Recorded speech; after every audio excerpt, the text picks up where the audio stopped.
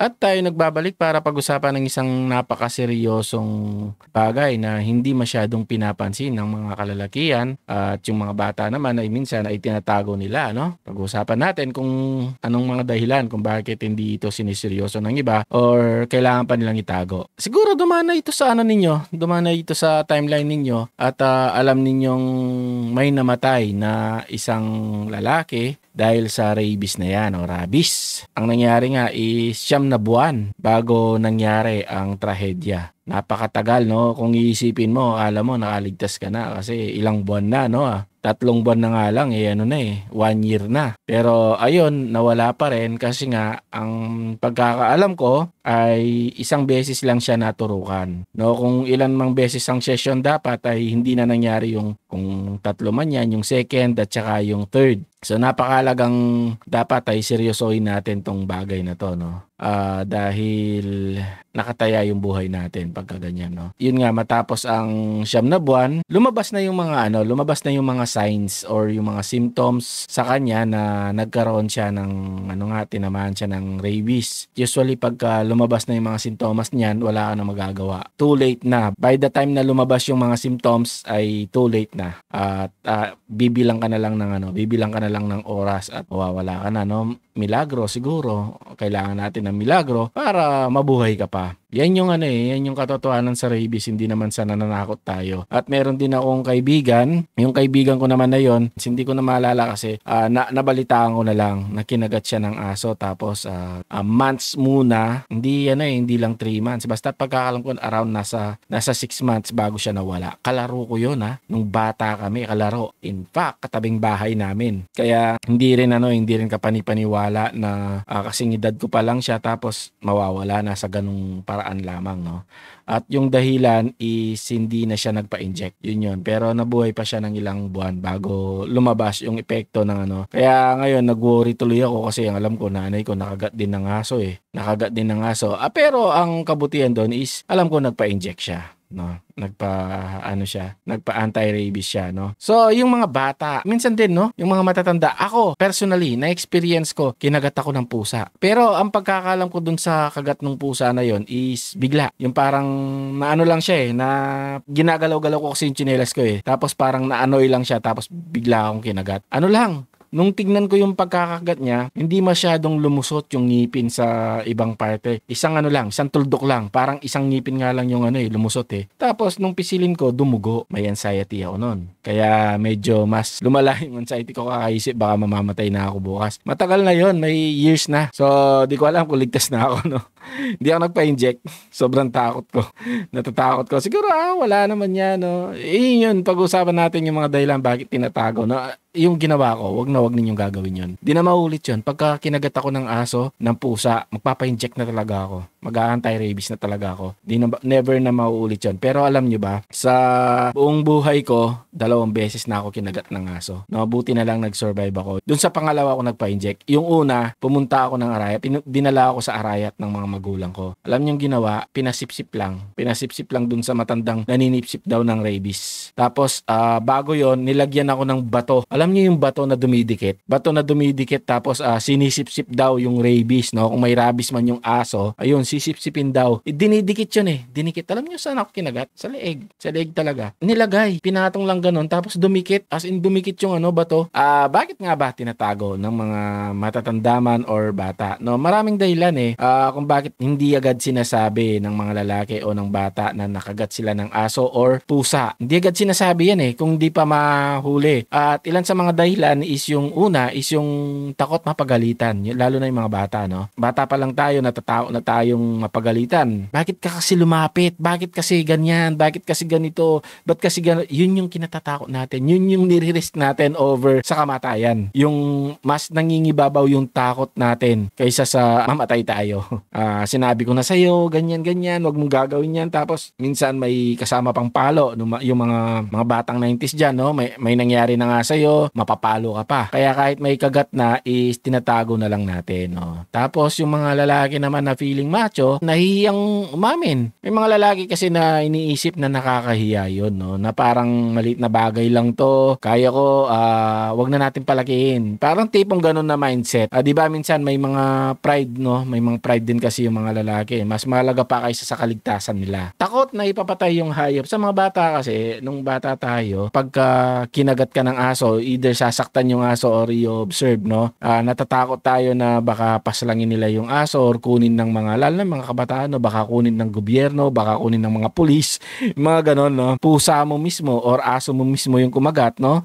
Ayaw mong ayaw mong sabihin sa mga tao dahil iniisip mo ganon, no, baka dakpin yung aso o tapos papatayin siya. Pero sa totoo lang, mas importante pa rin ang buhay ng tao, mga tol. Tandaan natin yan. Mangilan-ngilan lang to kasi ako may alam akong ganito eh. May alam ako na kinagat ng aso tapos ayaw niyang sabihin sa nanay niya. Ako talaga nagsabi nun. Ayaw niya sabihin sa nanay niya kasi daw papatayin yung aso. Papatayin ng tatay niya yung aso. Takot na ganon. And then yung isa pang dahilan is wala tayong masyadong alam tungkol sa rabies. Yung maraming mga walang alam sa rabies. Lalo na yung mga may kaibigan ako, kinagat siya ng aso, nilagyan lang ng bawang, hindi na nagpa-inject kasi wala naman daw rabies, wala naman daw rabies. Kung magkaka-rabies man daw siya, inom lang daw ng paracetamol, no, kala ganon. Walang information na kung anong pwedeng mangyari sa kanya, no. Marami pa rin naniniwala na pag malinis ang sugat is okay na eh. Alam nyo ba yon na basta linisin mo lang, sabunin mo lang, o di kaya yung aso naman ay mabait naman daw, no? Mabait naman daw, malinis naman, kaya hindi daw kailangan ng bakuna. Maling-mali yon, mga tol. Kahit mukhang healthy ang aso, yung pusa, pwedeng may rabies pa rin yan. No, by the way, hindi lang sa aso nakukuha tsaka sa pusa yung rabies, no? Sa mga rin, kung meron kayong squirrel sabi ng anak ko.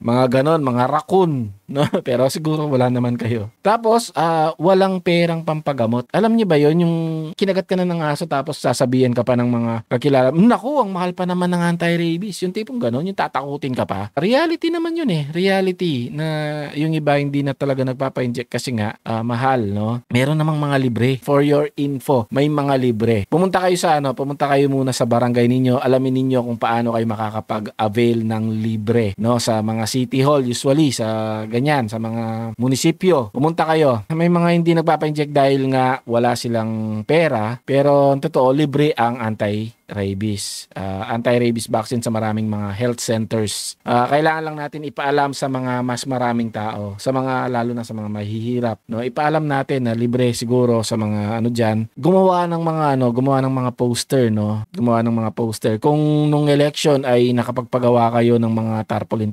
siguro ngayon nanalo kayo, gumawa kayo ng awareness. Gumawa kayo ng mga tarpaulin, ipakalat ninyo na libre ang anti-rabies. Kung ikaw ay nakagat, nasugatan o nadilaan ng laway ng aso, yung sugat mo, kunwari may sugat ka tapos na accidentally, no, nadila ng aso, magpatingin ka na kaagad. Wag mo nang baka posibleng dun lang may open wound ka tapos dinilaan ng aso or ng pusa, tapos yung pusa pala is infected na, no. Virus kasi yan Virus yung rabies na yan. Okay, kahit gaano kaliit ang sugat natin o galos, kung nanggaling ito sa hayop, wag ipagsawalang bahala. Magpatingin na kaagad. Huwag matakot at huwag ipagkait sa sarili ang tamang lunas, mga tol. Sa rabies, isang pagkakamali lang, isang turok lang ang na mismo at lumabas yung mga symptoms, it's too late already. Too late na, mga tol. Kaya dapat pagka kinagat ka, within 24 hours magpa-inject ka na. Ako kasi sa totoo lang, kagaya ng ibang mga lalaki, takot akong madala sa hospital at lalong-lalo na takot akong ma-inject. Maraming beses, laslasin mo na ako ng mabilis, wag lang i-inject. Takot